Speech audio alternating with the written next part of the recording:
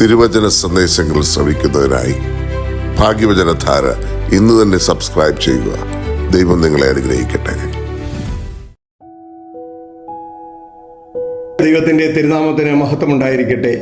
ഭാഗ്യവചനധാര ശ്രവിക്കുന്ന എല്ലാവർക്കും, പൈതങ്ങളെ എൻ്റെ അടുക്കൽ വരുവാൻ വിടുവീൻ, അവരെ തടുക്കരുത്, ദൈവരാജ്യം ഇങ്ങനെയുള്ളവരുടേതാകുന്നു എന്നരുളി ചെയ്ത കർത്താവായ യേശുക്രിസ്തുവിൻ്റെ ധന്യനാമത്തിൽ സ്നേഹവന്ദനം.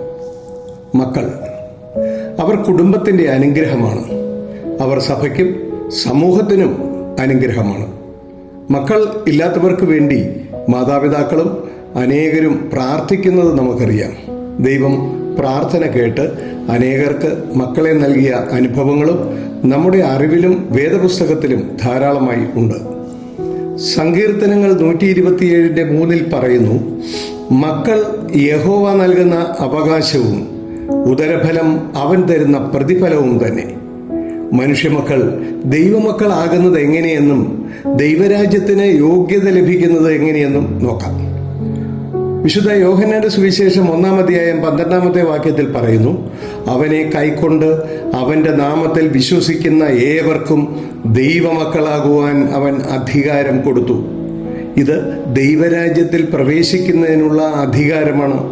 ഇത് എങ്ങനെ ലഭിക്കുമെന്ന് വിശുദ്ധ യോഹന്നാന്റെ സുവിശേഷം 3-5 പറയുന്നു. അതിന് യേശു, ആമേൻ ആമേൻ ഞാൻ നിന്നോട് പറയുന്നു, വെള്ളത്താലും ആത്മാവിനാലും ജനിച്ചില്ല എങ്കിൽ ദൈവരാജ്യത്തിൽ കടപ്പാൻ ആർക്കും കഴിയുകയില്ല.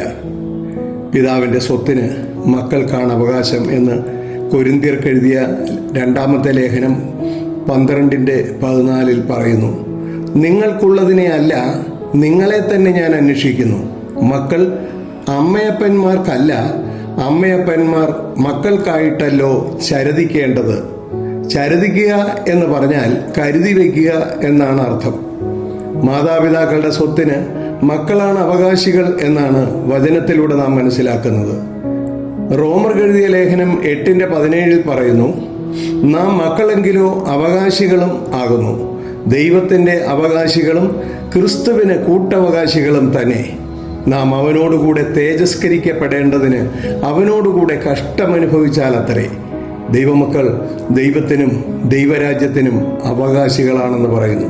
പ്രിയമുള്ളവരെ, എഫേസ്യ ലേഖനം 6-1-4 പൗലോസ് അപ്പോസ്തലൻ മക്കൾ എങ്ങനെയാണ് മാതാപിതാക്കന്മാരെ അനുസരിക്കേണ്ടത് എന്നും മാതാപിതാക്കന്മാർക്ക് മക്കളെ വളർത്തുന്നതിനെ കുറിച്ചുമുള്ള ശ്രേഷ്ഠമായ ഒരു മുന്നറിയിപ്പാണ് നൽകുന്നത്. 1-3 വാക്യങ്ങളിൽ ദൈവം മോശയിലൂടെ ദൈവമക്കൾക്ക് പാലിക്കേണ്ടതായ 10 കൽപ്പനകളിൽ 5-ാമത്തെ കൽപ്പന പൗലോസ് അപ്പോസ്തലൻ മക്കളെ പ്രബോധിപ്പിക്കുന്നു. മക്കളെ, നിങ്ങളുടെ അമ്മയപ്പന്മാരെ കർത്താവിൽ അനുസരിപ്പീൻ, അത് ന്യായമല്ലോ.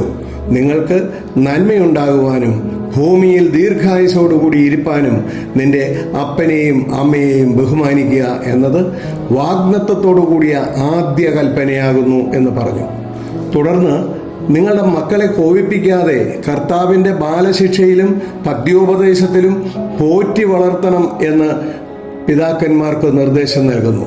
മാതാപിതാക്കളുടെ കടമ മക്കളെ അനുസരണം പഠിപ്പിക്കുക എന്നതാണ്. ചെറുപ്പമായിരുന്നപ്പോൾ മക്കൾ മാതാപിതാക്കളെ അനുസരിച്ചതുപോലെ അവർ വളരുമ്പോൾ ക്രിസ്തുവിനെ അനുസരിക്കുവാൻ പ്രാപ്തരാകണം. മാതാപിതാക്കൾ മക്കളെ അനുസരണം പഠിപ്പിക്കുന്നതോടുകൂടി മക്കളോട് സ്നേഹവും ആർദ്രതയുമുള്ളവരായിരിക്കണം. മക്കളെ നീതിയുക്തമായി വളർത്തണം. മക്കളെ ഒരു കാരണവശാലും പ്രകോപിപ്പിക്കരുത്. ആവശ്യമില്ലാത്ത ശാസനയോ ശിക്ഷണമോ അരുത്. കാരണം കൂടാതെ മക്കൾ പ്രകോപിക്കുവാൻ ഇടയാകരുത്. നമ്മുടെ മക്കളെ അച്ചടക്കത്തിൽ വളർത്തണം. അതവരുടെ ഭാവിക്ക് നന്മയായി ഭവിക്കണം. ശിക്ഷിക്കുകയാണെങ്കിൽ എന്താണ് അവർ ചെയ്ത തെറ്റെന്നും ഏതാണ് ശരിയെന്നും പറഞ്ഞ് ബോധ്യപ്പെടുത്തിയിട്ട് വേണം ശിക്ഷിക്കുവാൻ. ഭാര്യയുടെ മേൽ ഭർത്താവിന് ദൈവം അധികാരം കൊടുത്തിരിക്കുന്നത് പോലെ കുട്ടികളുടെ പരിപോഷണത്തിന് മാതാപിതാക്കൾക്ക് അധികാരം നൽകിയിരിക്കുന്നു.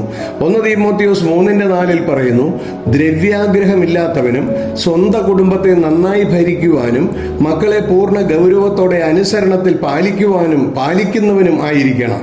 അതുപോലെ തന്നെ ആവർത്തന പുസ്തകം 6-7 പറയുന്നു, ഇന്ന് ഞാൻ നിന്നോട് കൽപ്പിക്കുന്ന ഈ വചനങ്ങൾ നിന്റെ ഹൃദയത്തിലിരിക്കണം, നീ അവയെ നിന്റെ മക്കൾക്ക് ഉപദേശിച്ചു കൊടുക്കണം. നീ വീട്ടിലിരിക്കുമ്പോഴും വഴി നടക്കുമ്പോഴും കിടക്കുമ്പോഴും എഴുന്നേൽക്കുമ്പോഴും അവയെക്കുറിച്ച് സംസാരിക്കുകയും വേണം. ഇങ്ങനെ ദൈവം ആഗ്രഹിക്കുന്ന വിധത്തിൽ സഭയ്ക്കും സമൂഹത്തിനും കൊള്ളാവുന്ന രൂപത്തിൽ ശ്രേഷ്ഠരായി മക്കളെ വളർത്തുവാൻ മാതാപിതാക്കൾക്ക് കഴിയണം. മക്കൾ മാതാപിതാക്കളുടെ ശിക്ഷണത്തിൽ വളർന്ന് ദൈവത്തിന് ഹിതകരമായ വിധത്തിൽ ജീവിച്ച് മറ്റുള്ളവർക്ക് നല്ല മാതൃകയായി ജീവിക്കുവാൻ പരിശീലിപ്പിക്കുന്നതിന് വേണ്ടി ദൈവം എല്ലാ മാതാപിതാക്കന്മാരെയും അനുഗ്രഹിക്കട്ടെ എന്ന് പ്രാർത്ഥിക്കുന്നു. നന്ദി, നമസ്കാരം.